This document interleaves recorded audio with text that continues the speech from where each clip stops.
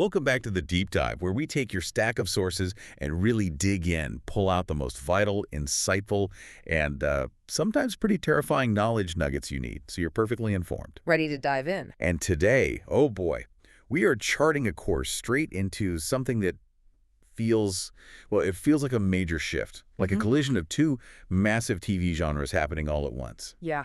Which ones? We're talking about high stakes, big budget reality competition, you know, endurance, strategy, all that. Okay, like your Survivors, your Amazing Races. Exactly. That smashed together with fully immersive practical effects horror, like movie-level scares. Whoa! Okay. We were deep diving into guts and glory. Guts and glory, got it. So our mission today for you is pretty clear.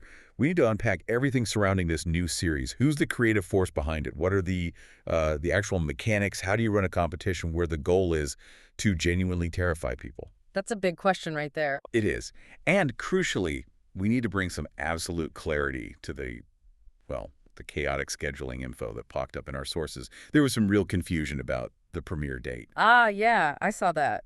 Dates all over the place. We'll sort that out. But first, that core concept. The sources had a fantastic way of describing it, didn't they? Almost chilling. They really did. It's this analogy.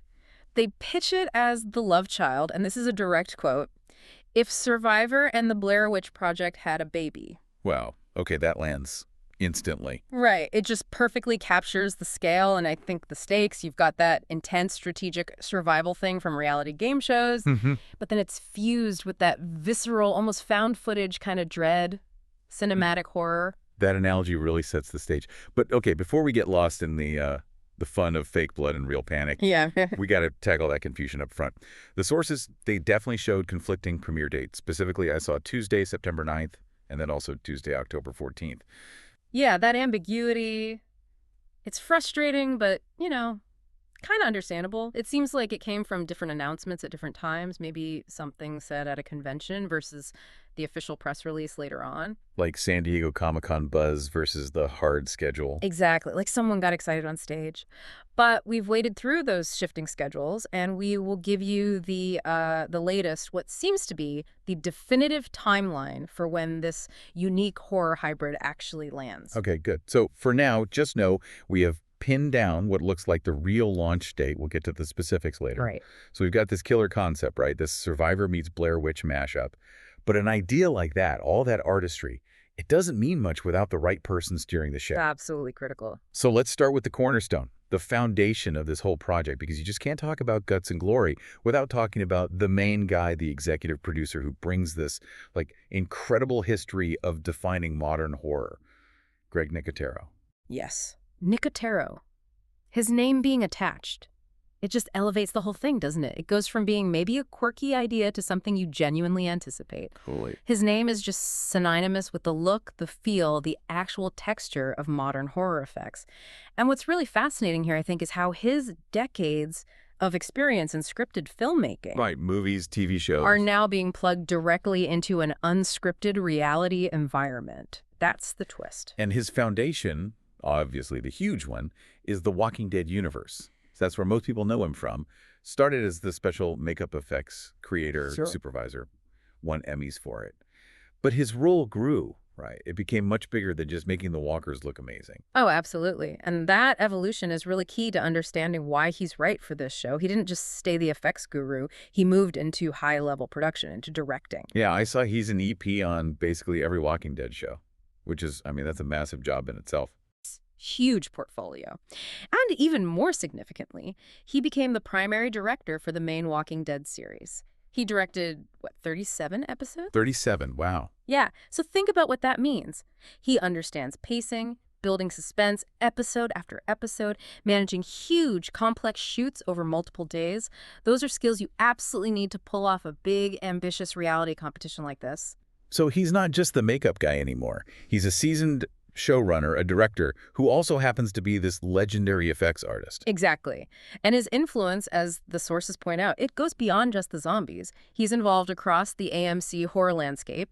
He's an EP on The Walking Dead, Daryl Dixon, obviously, and also on Creepshow, that anthology series. Right, the Shudder one, which is great, by the way. It is. So if we kind of zoom out, Nicotero occupies this really unique spot. He's genuinely one of the legendary practical effects artists working today. He's carrying that torch, passed down through generations of gore wizards and creature designers. And the sources actually put him in that lineage, right? They mentioned some huge names. They do, and it's worth just briefly touching on who they are, just so you get the sense of the pedigree we're talking about here. It defines the whole art form he inherited and now leads. Yeah, let's give the listener that context. These aren't just names, they're the history of movie magic, basically. Totally. You've got, like, the Mount Rushmore of movie gore.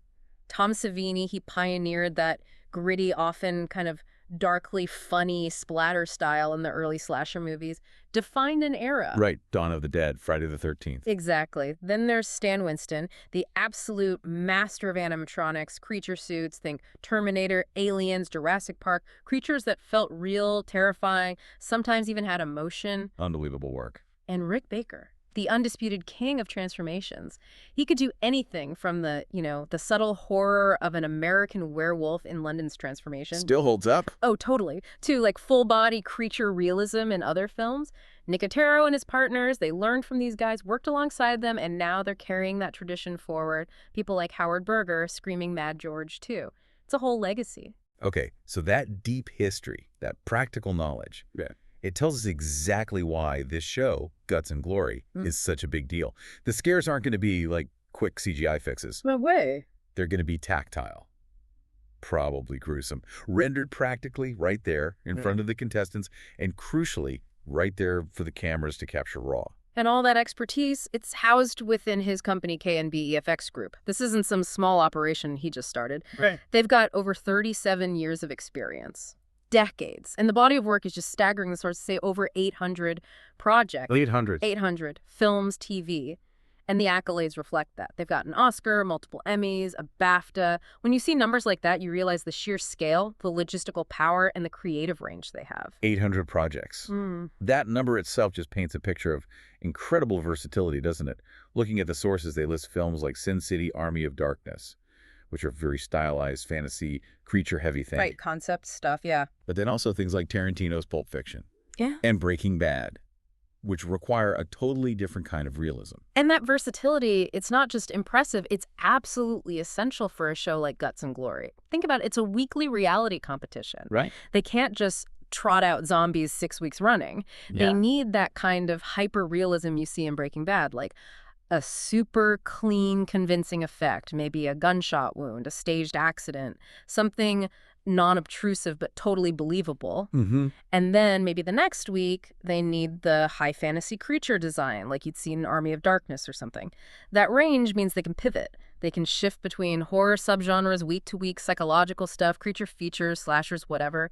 Keeps it fresh, keeps the immersion locked in. And crucially, their experience on fast-paced, high-volume TV like The Walking Dead, that means they know how to be efficient. Right? Yeah. They're used to delivering complex, reliable, large-scale practical effects on a tight TV schedule. Exactly. That's the engine driving this whole thing. The entire premise of Guts and Glory hinges on that promise. The scares will feel authentic. They'll be driven by top-tier practical effects, designed and executed by a world-class team that has absolutely mastered the art of making horror happen right now. Okay. So we've thoroughly established the who, the mastermind, the pedigree. Incredible stuff. Now let's pivot. Let's get into the mechanics of the what. How does this actually work? How do you structure a reality competition where the main way people get kicked off is genuine, visceral, psychological terror? Yeah. How do you keep it a fair game when the whole point is to make people completely lose their cool? That seems like the central puzzle of Guts and Glory. It really is. And that's where the format, they claim, really innovates. The sources say Guts and Glory explicitly aims to, quote, flip the script on the traditional competition show. Flip the script, okay. It takes that familiar survival framework, challenges, eliminations, and just fuses it completely with the structure and feel of a narrative horror film. And significantly, the series has a TVMA rating. Mature audiences only. That's a statement. It is. It strongly suggests they are not holding back. Gore, intense situations, probably language. The leash is off to a degree. That TVMA rating, though, it does raise some interesting questions like logistical, maybe even ethical boundaries. What are the sources saying about constraints? Because TVMA implies there is still a line they can't cross, right? How do you achieve genuine terror but still keep participants safe? That's a fair point. The production notes we saw emphasize that this is, ultimately a staged competition. There are rigorous safety protocols in place, but the intent is definitely to maximize the psychological impact within those safety parameters. Okay. The structure seems to be that contestants are, quote, dropped into terrifying, fully immersive horror scenarios for each challenge. They're not just like reacting to someone jumping out in a mass. Right. It's not just a haunted house walkthrough. No, it sounds like they're navigating a full-scale movie set where the danger is theatrical, but the fear response they want is absolutely real. So it's less about a physical obstacle course, though maybe there's some of that, and more a strategic and psychological gauntlet, but wrapped in this high-quality movie production vibe. Exactly. And the challenges are specifically designed to test three things. Three crucial attributes that contestants apparently need to balance to succeed. Okay, what are the three? According to the sources, fear, skill, and intellect. Fear, skill, and intellect. Okay, let's break that down a bit, especially in a scenario designed by Nicotero. Right. The fear part seems obvious. Psychological endurance. Can you function when your lizard brain is just screaming, "Gitty at me, tea"? Precisely. It's testing their ability to hang on to strategic thinking while their fight or flight system is totally overloaded. That's the core horror element. Okay, then skill. What does that mean here? Physical stuff. It likely refers to practical application under extreme stress. Maybe not just brute strength, but dexterity. Can you climb something, navigate tricky terrain, maybe perform some manual task when your hands are shaking, your vision's probably tunneled because you think a monster's right behind you? Yeah. Right, performing tasks while terrified. Yeah. Okay. And the third was intellect. So puzzle solving, strategy. Yeah, that suggests maybe there are puzzles to figure out, strategic choices to make within the scenario, maybe even interpreting clues hidden in the horror setting itself to find the safe path or complete the objective. Interesting. So the goal isn't just don't get scared. The main objective is to, quote, survive the night. Presumably, by successfully navigating these challenges using all three: fear management, skill, and intellect. That seems to be it. But failure. Failure is where the show gets its signature style, apparently. Elimination happens, quote, in ways they never saw coming. Oh, I like the sound of that. Theatrical exits. Very much so, it seems. Highly theatrical, horror-influenced ways of getting booted off the show. So instead of, Jeff Probst snuffing your torch. Right, or a simple vote-off. You might get, I don't know, symbolically dragged off, set by one of Nicotero's creature creations. Or maybe you just vanish after failing a time challenge, like a character getting killed off in a slasher flick. That seems to be exactly the vibe they're going for. Nicotero wants the audience to experience the elimination itself as a dramatic horror movie beat. There was that critic, Matt Rausch, who summed up the intensity perfectly. He said, "Guts and glory makes Survivor look like child's play," and then he added, "No, not the Chucky movie." Okay, that definitely lands the point. The bar for intensity, for genuine stress, seems incredibly high. Absolutely. Which brings us back to the production side. Nicotero himself mentioned the difficulty, creating effects that have to happen live in real time. That seems like the absolute key technical challenge here, separating this from his scripted work. Worth digging into that difference. It fundamentally changes everything for KNBEFX Group. On a movie set, if a blood squib doesn't go off right or a prosthetic rips... You'll call cut. Exactly. Call cut, clean everything up, reset the shot, try again, maybe multiple times. But in a reality competition, especially one where you're trying to capture, quote, honest reactions... You get one take. You get one shot. You're dealing with real people, not actors, hitting precise marks every time. They might react unpredictably.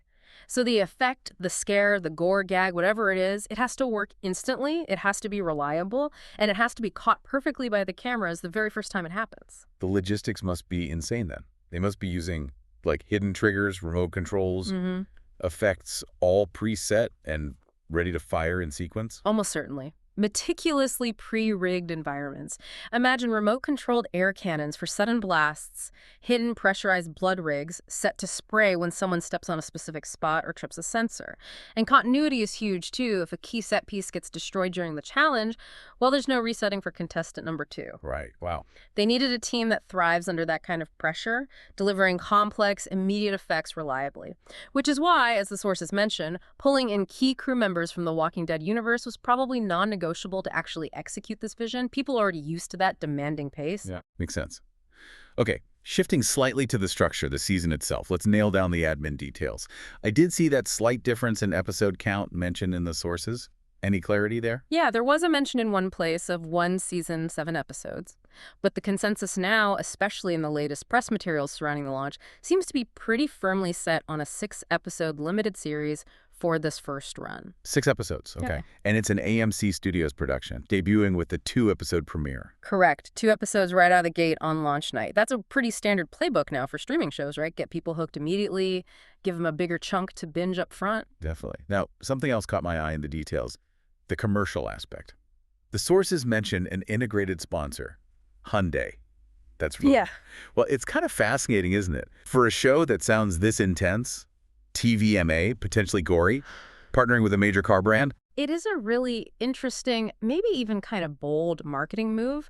For Hyundai, getting involved with a TVMA horror competition, it lets them reach a very specific, probably very engaged demographic that maybe, more traditional network reality shows might miss entirely. True. They're hitching their wagon to Nicotero's name, the buzz, the novelty. Exactly. And you could see how they might subtly weave in their brand message, maybe themes of resilience, technology, reliability, survival, contrasting the safety and tech of the modern world, represented by their vehicles, perhaps, with the primal dangers the contestants are facing inside the game. It definitely underscores that this isn't some small niche show. It's a high-profile launch they expect eyes on. Yeah, good point. And the executive team listed certainly reflects that scale.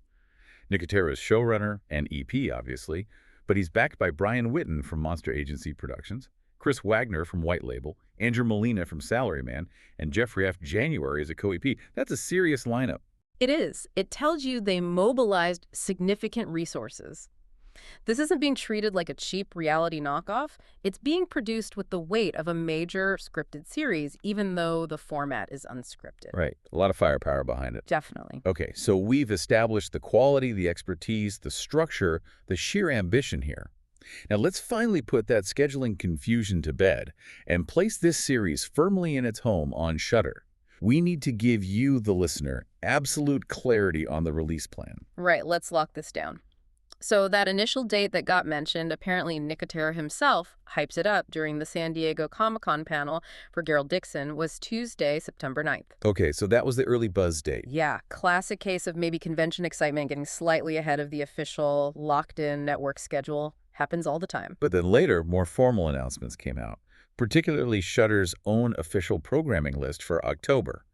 That had a different date. Correct. The current confirmed, this is when it's actually happening, date is Tuesday, October 14th, 2025. October 14th, okay. And given that this date is baked into their whole big October Season of Screams lineup, which we'll talk more about, yeah, October 14th for the 2-episode premiere feels absolutely definitive now. Good. Clarity achieved. And where can people watch? It's a Shudder original, right? Yes, premiering as a Shudder original series, and it'll also be available simultaneously on AMC Plus for subscribers. That covers both the U.S. and Canada. Okay, Shudder and AMC Plus Chris Gloss. So the full schedule for the 6 episodes looks like this. Starts October 14th with those first 2 episodes, then new episodes drop weekly on Tuesdays. Okay. Which means the whole thing wraps up with a 2-episode finale on Tuesday, November 4th. Interesting. So it launches mid-October and actually runs past Halloween night itself. It feels very strategic. Oh, completely deliberate. It maximizes that whole Halloween horror season window. The sources specifically mentioned that studios love to leverage that intense anticipation, the horror buzz that builds in the weeks leading up to Halloween. By launching October 14th, the show hits right in that sweet spot. It gets 2, maybe 3 solid weeks of build-up and viewership during the absolute peak interest period for horror content. It guarantees maximum eyeballs during the genre's most profitable time of year. Makes perfect sense. And this launch It isn't just about one show, is it? Yeah. It feels like a real centerpiece for Shudder's bigger strategy right now. It's a main highlight for their Season of Screams event for October 2025. Yeah, the big annual push. But it also lines up with a major milestone for them. Their 10-year anniversary. They're calling it Shudder 10. And that context is really critical for understanding the business side here. Shudder's been around a decade now. They're established as the genre platform for horror fans. They're calling this anniversary slate their most terrifyingly ambitious yet. And Guts and Glory, it represents more than just another scary title in their library. It feels like a strategic pivot, a big swing. They've had success with reality-adjacent stuff before, right? Like the Belay Brothers' Dragula, Titans was mentioned. That did well. It did. Big cult hit. Very successful for them. But Guts and Glory feels different. It sounds like a much bigger budget, a direct move into that pure competition reality space. Why make that jump now? Why use someone with Nicotero's, cinematic horror cred to make a reality show, essentially? Well, the thinking, based on what we can piece together from the sources, seems to be partly economic. Competition reality, even with high production values like this, clearly has. Yeah. It often has lower per episode costs in the long run compared to fully scripted, effects-heavy dramas or anthologies. Plus, competition shows tend to drive really high engagement. People watch week to week, they talk about it, they pick favorites, and they create repeatable formats, intellectual property you can easily bring back. Ah, okay. That makes a lot of sense. So if Guts and Glory hits, Shudder gets this high engagement, super bingeable show format that's potentially easier and faster to renew and produce for more seasons compared to, say, another season of a complex scripted horror series. And that's gold for keeping subscribers in today's streaming wars. Exactly. They're leveraging their decade of horror expertise, their connection with Nicotero, to make a calculated push into that broader, often very lucrative mainstream reality TV audience. They're trying to create their own breakout hit in that space. Yeah. Like how Peacock struck gold with The Traitors, maybe. That's a great comparison. High-stakes thrills, lots of buzz. Shudder seems to be betting that this unique blend, Nicotero's cinematic horror quality, plus the unpredictable drama of reality TV, will be that irresistible hook for a wider audience while still thrilling their core horror base. Right, trying to bridge those worlds. So just to give the listener the full picture of that Season of Screams environment, what else is launching around Guts and Glory in October? It sounds like a busy month for Shudder. It is definitely a packed schedule. It really reinforces that they're going all in on Halloween and this 10th anniversary. Earlier in October, you've got quirky stuff like Revenge of the Ghoul-Log, their horror-themed Yule log. Oh, nice. And the premiere of VHS Shalloween, which is part of that found footage anthology series. But this one's obviously all Halloween-themed shorts, segments with names like Diet Phantasma and Hoot Super Sick Infra. Okay, so lots of themed content setting the mood. And then there's the big live event, right? The Joe Bob special. That's usually a huge draw for them. Huge. Joe Bob's Splatterween is set to premiere live on October 24th.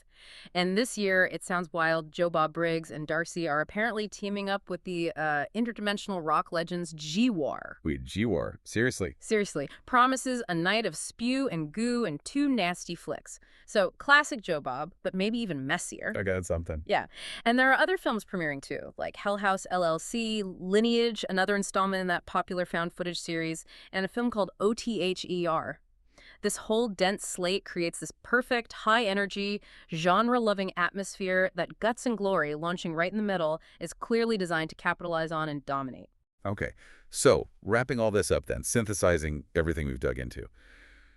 This show, Guts and Glory, it's really positioning itself as way more than just another reality competition. Much more. It feels like Shudder and Greg Nicotero making this ambitious attempt to take decades of high-end feature film horror expertise. Yeah. And basically turn a competition into a genuinely visceral, practical, effects-driven cinematic experience that just happens to be unfolding in real time with real people. That is the absolute core takeaway, I think. Guts and Glory is leveraging KNBEFX Group's immense track record, those 800-plus projects, that mastery of reliable, high-impact practical effects delivered instantly to try and achieve something genuinely new in unscripted TV. Moving practical horror out of the controlled movie set. Exactly. Out of the scripted environment and into the messy, unpredictable world of reality TV, specifically to force authentic, unscripted fear reactions. The genius, then, is that the stakes feel high, not just because of the game, but because the fear is meant to be psychological and real, driven by the tangible, practical artistry of Nicotero and his world-class team. Right. Which brings us to maybe the final, most intriguing question the show itself poses based on its own structure. Okay. Since the competition is explicitly designed, as we said, to test fear, skill, and intellect. Right, the 3 pillars. And the contestants are navigating these immersive scenarios where the peril is meant to happen live in real time. We have to ask, for you listening, which of those 3 attributes do you think will actually be the most critical? What's the key to actually surviving and winning this thing? That's a great question. Because, traditional survival shows, they often reward skill-building shelters, finding food and intellect strategy alliances. But in a game engineered by a master of fear, like Nicotero, where the psychological pressure is the main weapon, and it's guaranteed to be extreme, it kind of makes you wonder if just the raw capacity to overcome pure, paralyzing terror might be the single most important factor, more than being clever, more than being physically adept. I think you might be right. That ability to just push past that primal scream inside your head, that fight or flight hijack, to keep just enough composure to actually use your intellect to solve the puzzle or perform the physical skill required, that might be the only way to avoid ending up as, monster fodder in one of those theatrical eliminations. It really could be the ultimate test of just sheer human resilience, but under completely manufactured horror movie duress. Yeah, exactly. Well, definitely something for you, the listener, to chew on as you get ready for that definitive premiere date. Tuesday, October 14th, 2025. Looking forward to seeing how it plays out. Me too. Thank you for joining us for this deep dive into Guts and Glory.